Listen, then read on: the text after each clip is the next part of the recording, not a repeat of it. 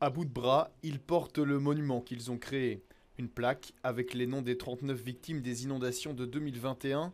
Une commémoration qui aurait dû être faite par le gouvernement selon ce collectif, qui le dépose devant la porte du Parlement fédéral pour rappeler que derrière les chiffres se cachent des drames humains. Je suis le fondateur de Climate Justice for Rosa parce que Rosa, l'un des noms sur le monument est celui de l'une de mes amies qui est décédée au cours des inondations. Nous étions en camp ensemble, l'eau est arrivée, j'ai essayé de la sauver, mais je n'avais pas assez de force et 4 jours plus tard, on a retrouvé son corps. Freya, elle aussi, était une amie de Rosa. Si elle se mobilise, c'est entre autres pour que les autorités reconnaissent leurs manquements face à la crise climatique.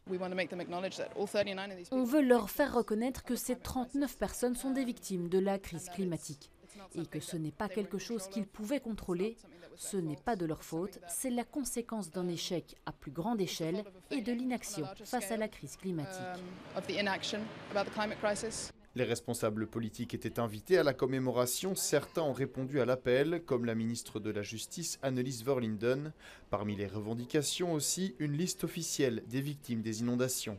Donc c'est important d'avoir un monument qui liste en fait toutes ces personnes qui sont décédées, parce qu'elles sont décédées des suites d'une catastrophe climatique et on ne veut pas qu'elles soient décédées pour rien. On veut qu'il y ait un lieu de mémoire et on veut aussi que ça incite le Parlement fédéral et le gouvernement à agir pour éviter qu'il y ait de nouvelles catastrophes. Le monument a été déposé devant le Parlement par défaut. Le collectif espère qu'il trouvera une vraie place, à l'intérieur par exemple ou encore dans un parc, un endroit où les proches des victimes pourront se recueillir.